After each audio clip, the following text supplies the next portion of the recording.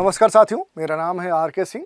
संस्कृति आईएएस के YouTube channel पर आप सभी का स्वागत है। आज के एपिसोड में एक बड़े ही गंभीर मुद्दे की चर्चा करने वाले हैं। मुद्दा क्या है? तो मुद्दा है लिविंग विल का, कि आखिर जो लिविंग विल है ये है क्या, ये कैसे इच्छा मृत्यु से अलग है। क्योंकि लिविंग विल इस समय चर्चा में है, तो आज के एपिसोड में हम देखेंगे कि लिविंग विल आखिर चर्चा में क्यों है, ये कैसे अलग है इच्छा मृत्यु से, या लिविंग विल को लेकर आखिर लागू करने के सामने कौन सी चुनौतियां देखने को मिल रही है। ऐसे कई सारे पहलू हैं जिन पर आज के एपिसोड में हम चर्चा करने वाले हैं। चलिए देखते हैं कि लिविंग विल आखिर है क्या और ये कैसे अलग है इच्छा मृत्यु से।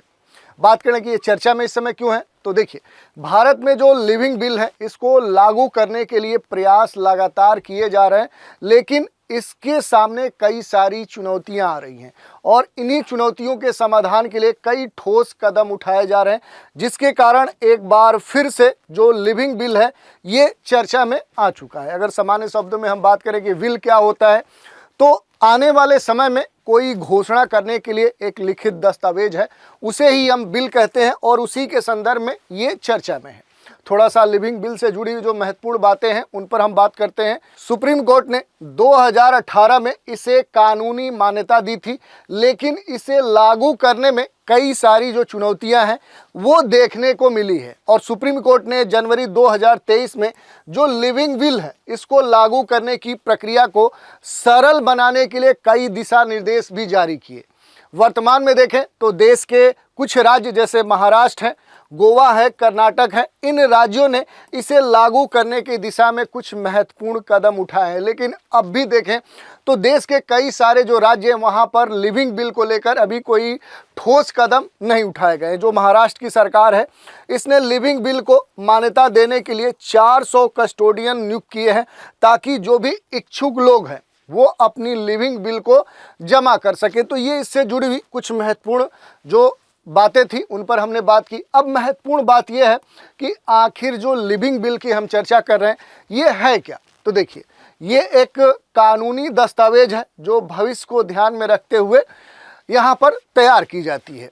ये जो लिविंग बिल है ये 18 साल से अधिक उम्र का कोई भी व्यक्ति बनवा सकता है या बना सकता है। इसमें ये तय किया जाता है कि जीवन रक्षक जो मशीनें हैं उन मशीनों पर उस व्यक्ति को रखा जाएगा या फिर नहीं रखा जाएगा, ये इसमें मेंशन होता है। व्यक्ति ये भी निर्धारित कर सकता है कि उसे पर्याप्त दर्द निवारक दवाएं दी जाए या फिर नहीं दी जाए। इसके अतिरिक्त देखिए, लिविंग विल केवल उन परिस्थितियों में लागू होती है जब व्यक्ति खुद निर्णय लेने में क्या है, कैपेबल नहीं है, यानी अपना डिसीजन देने में वो खुद समर्थ नहीं है। उस स्थिति में ही क्या किया जाता है कि लिविंग विल लिया जाता है या इसके द्वारा निर्णय तय किए जाते हैं। अब बात करते हैं कि इच्छा मृत्यु से कितना और कैसे अलग है ये लिविंग विल। लिविंग विल और इच्छा जो मृत्यु है दोनों ही मृत्यु से जुड़ी हुई क्या है, एक कंसेप्ट है, ये अवधारणाएं हैं, लेकिन दोनों में कुछ खास अंतर है। जैसे देखिए, अगर हम बात करें जो इच्छा मृत्यु है इसके अलग अलग प्रकार होते हैं। जैसे कुछ महत्वपूर्ण जो प्रकार हैं, एक्टिव यूथेनेसिया, ये क्या होती है, तो इसमें इस प्रक्रिया में किसी भी व्यक्ति को जानबूझकर ऐसी दवा या फिर इंजेक्शन दिया जाता है जिससे उसकी क्या हो जाए, मृत्यु हो जाए।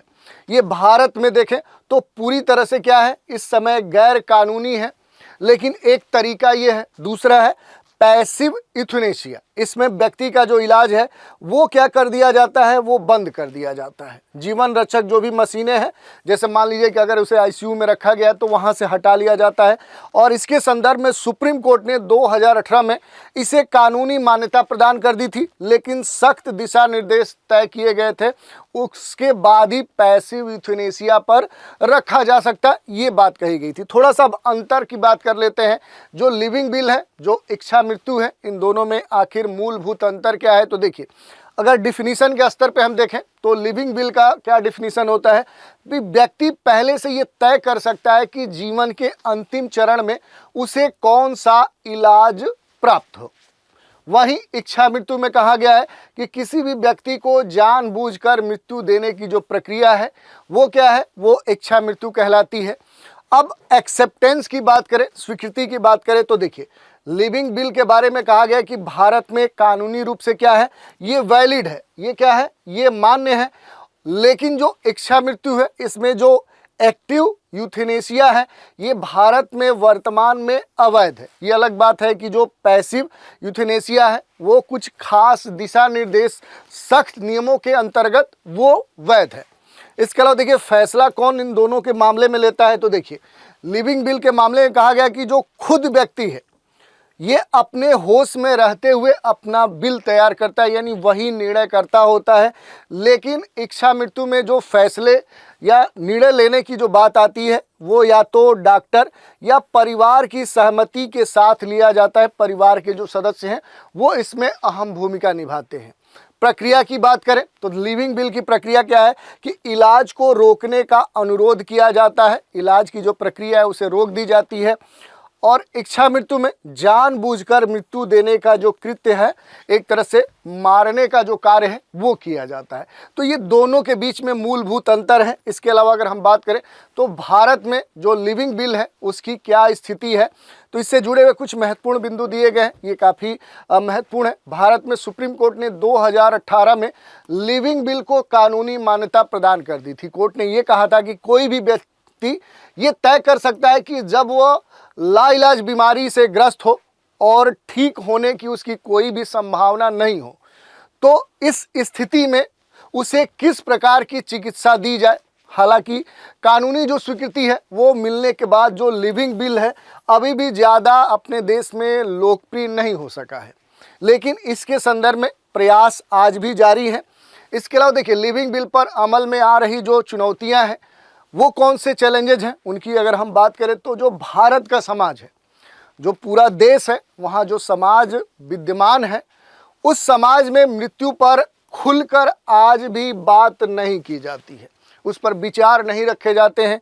जो फैमिली है, जो अपने देश के परिवार हैं, वो ये मानने को तैयार नहीं होते कि मरीज को जीवन रक्षक जो उपचार है वो बंद करने की अनुमति दी जाए, क्योंकि जो परिवार के सदस्य हैं वो हमेशा चाहते हैं कि कैसे भी संबंधित जो व्यक्ति है उसकी जान बचा ली जाए। उसके संदर्भ में वो कभी भी मृत्यु के पक्ष में बात नहीं रखते हैं।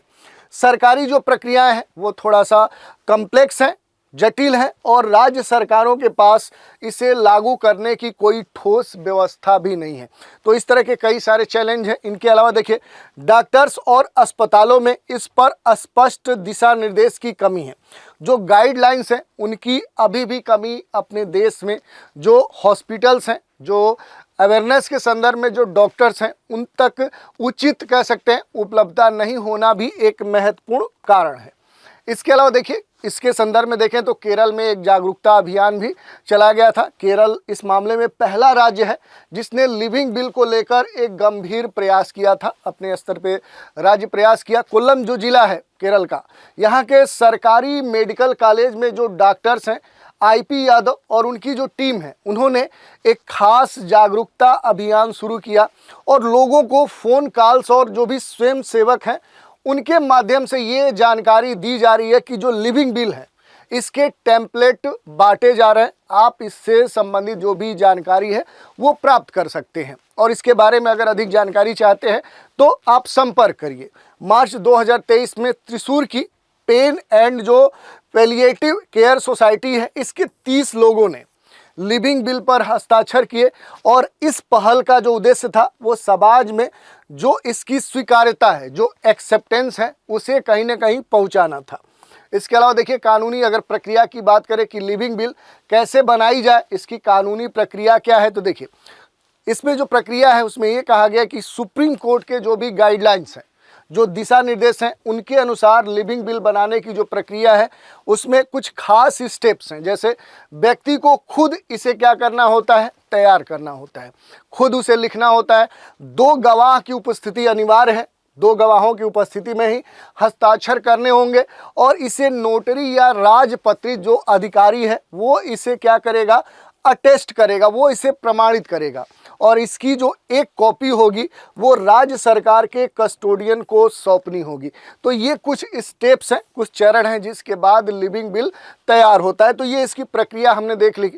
मौजूदा जो कानूनी समस्याएं हैं, जो अड़चने हैं, अगर उनकी हम बात करें तो देखिए कई राज्यों में जो कस्टोडियन है वो नियुक्त ही नहीं किए गए हैं।